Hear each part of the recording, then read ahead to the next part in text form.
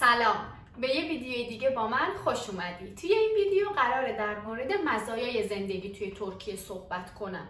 ترکیه همش هم بد نیست، یه سری خوبیام داره. پس تا آخر ویدیو با من باش. تو هم اگه در مورد مزایا و معایب ترکیه نظری داری حتما برام کامنت بذار. پس بزن بریم. اولین مزیت ترکیه شرایطیه که برای تفریحات کاملا فراهمه. یعنی به واسطه آب و هوای خوبی که داره، یعنی 4 فصل داره، چه زمستون چه تابستون، اینجا شرایط واسه تفریح کردن فراهمه. اصلا حوصلتون سر نمیره. یعنی یه جورایی همینجا جشنواره هست، فستیوال، کنسرت های رایگان، انواع پارک و پارک آبی و پاساژهای مختلف و حالا هزار تا چیز دیگه از انواع هتل و اینا. پس از نظر تفریحی شرایط خیلی خوبه اینجا.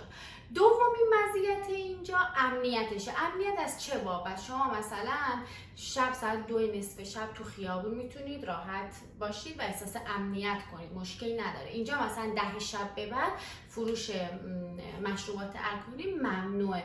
یه جورایی اینجا مثلا شما نمیتونید آبجو بگیرید دستتون راحت تو خیابون قدم بزنید و آبجو بخورید. مثلا ما رفته بودیم تفلیس، اینو خیلی میدیدیم، ولی تو ترکیه اینجوری نیست. در واقع غیر قانونیه، شما نمیتونید همجور مشروب بگیرید دستت، حالا آبجو تو خیابون قدم بزنید. حالا لب ساحل مشکلی نداره. بعد روی این مسائل خیلی حساس از نظر امنیتی. مثلا اگه یه اکیپی باشن که مشروب میخورن یا حالا مثلا سر و صدای چیزی کنن، پلیس سریع حاضر میشه. یا مثلا شده ما خودمون شده مثلا کیفمون رو یه جا گذاشتیم رفتیم اومدیم هیچ مشکلی نبوده و یعنی نبردنش. از این بابت خیلی امنیت داره. مثلا توی ترکیه اسکیشهیر خیلی معروفه به اینکه امنیتش خیلی بالا، یعنی دزدی نمیشه و شهر خیلی امنه، هیچ مشکلی نداره. سومین مزیت، البته این واسه بعضیا مزیته واسه بعضیا عیب، حالا واسه هر کسی فرق میکنه شرایط آدما. نزدیک بودن به ایران. خیلیا ترکیه رو به خاطر این موضوع انتخاب میکنن، چون مجبورن رفت و آمد کنن، مثلا کارشون اونجاست یا میخوان با خانوادهشون دائم در ارتباط باشن، یعنی در طول سال چند بار میرن و میان. پس نزدیک بودن به ایران هم واسه بعضیا چیز حساب میشه، پوینت مثبت حساب میشه. البته واسه بعضیا منفیه. مثلا شنیده بودم یه بنده خدایی میگفت خونه ما شده هتل. از وقتی که ما اومدیم ساکن ترکیه شدیم، مثلا طرف سال تا سال ما رو نمیشناخت، ولی الان اومدیم ساکن ترکیه شدیم، هر سال سال چند بار میاد خونه ما رو کرده مثل هتل، به بهانه‌ای که بیاد به ما سر بزنه دائم میره و میاد. واسه بعضیام عیب به حساب میاد. مزیت بعدی که میخوام راجعش صحبت کنم حمل و نقل توی ترکیه است. من شهرهای دیگه هم رفتم، مثلا ازمیر که حمل و نقلش حرف نداره، ولی استانبول و آنکارا هم همینطوریه.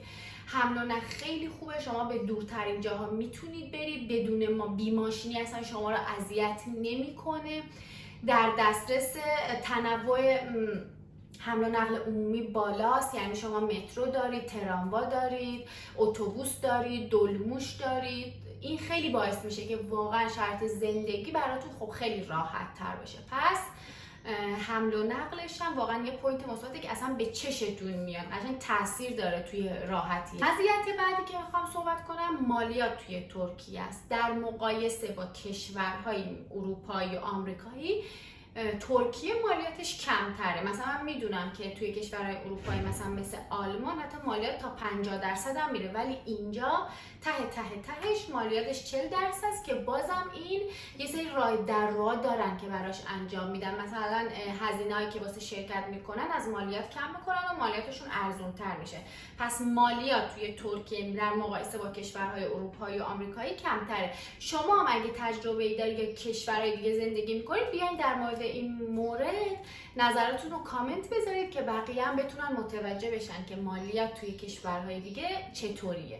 مزیت بعدی که شاید خیلی از مردم ایران ترکیه رو به خاطرش انتخاب میکنن، اختلاف کم قیمتی بین لیره و تومانه. در واقع من فکر میکنم خیلی از دانشجوها انتخابشون واسه ترکیه این موضوعه، چون بالاخره طرف مثلا میگه میرم ترکیه دانشجو میشم، هزینه زندگیم این که مثلا ریال رو تبدیل کنم به لیر خیلی ارزون تره تا تبدیل کنم به یورو و دلار. واسه همین خیلیا این موضوع رو روش فکر میکنن که ترکیه رو انتخاب میکنن. پس این هم میتونه یه مزیت بعدی فرهنگ ترک هاست که به ماها نزدیکه، یعنی از نظر غذایی، از نظر یه سری خصوصیات به ما نزدیکتره. خب این شاید مثلا واسه ماهایی که یه بار که اومدیم ترکیه اونقدر به چشمون نیاد بگیم نه بابا اونقدر مهم نیست، ولی شاید واقعا مثلا این سوالو کسی بپرسی که توی مثلا چین داره زندگی میکنه یا توی اروپا داره زندگی میکنه، شاید واقعا این قضیه مهم باشه، بولد بشه. پس این اختلافه مخصوصا تو غذاها اونقدر به چشم نمیاد و واقعا ما به هم نزدیکیم و این قضیه اصلا اذیت کننده نیست. اینم موضوعیه که شاید واقعا یکم مزیت‌های انتخاب ترکیه باشه. اگه شما هم کشورهای دیگه زندگی میکنید بیاد برام کامنت بذارید نظر شما چیه، این اختلاف فرهنگی چقدر شما رو اذیت میکنه، اصلا اذیت میکنه چطور؟ مزیت بعدی در مورد کارهای اداری اینجاست. توی ترکیه کلا کارهای اداری خیلی سریع پیش میره، یعنی اصلا لازم نیست تو صف وایسی، مثلا میخوای بری دکتر صف وایسی یا میخوای خونه بخری صف وایسی تا نوبتت بشه. خیلی کارهای اداری سریع انجام میشه. مثلا یه چیزی خیلی جالبی بود، من اینجا میخواستم امتحان دانشگاه بدم، اینجا امتحان که میدی خیلی زود جوابش میاد، یعنی امروز امتحان دادم 2 روز یا 3 روز بعدش جوابش اومد که این واقعا کمک میکنه تو پروسه، توی روند کاری. اصلا من خیلی تعجب کرده بودم، مثلا انتظار داشتم شاید مثلا ممکنه یه هفته 10 روز طول بکشه، ولی خیلی سریع اینجا کارا رو روال میافته. شاید اون استپاش یکم سخت باشه ولی روال کاری سریع انجام میشه، شما لازم نیست که تو صف بمونی، کارتو سریع راه میندازن. مزیت بعدی هم که حالا همه بهتر میدونن اینه که توی ترکیه با اینکه کشور مسلمانه ولی هر کسی با هر دینی با هر پوششی میتونه اینجا آزادانه خب زندگی بکنه. خب حالا اینو بقیه کشوران دارن ولی حالا شاید چون اینجا یه کشور مسلمانه اونقدر انتظار نره. این چیزایی بود که در مورد مزیت زندگی توی ترکیه به ذهنم رسید. امیدوارم خوشتون اومده باشه. حتما نظرتو بذار، اگه مزیتی یا عیبی هم داره که من یادم رفته بگم حتما کامنت بذار. ویدیوی عیبای ترکیه هم ببین، یه جای این گوشه هم میذارمش. ویدیو رو بیشتر از این طولانی نمی کنم. مرسی که همیشه همراهی. تا ویدیوی بعد شاد باشید و خدا نگهدار.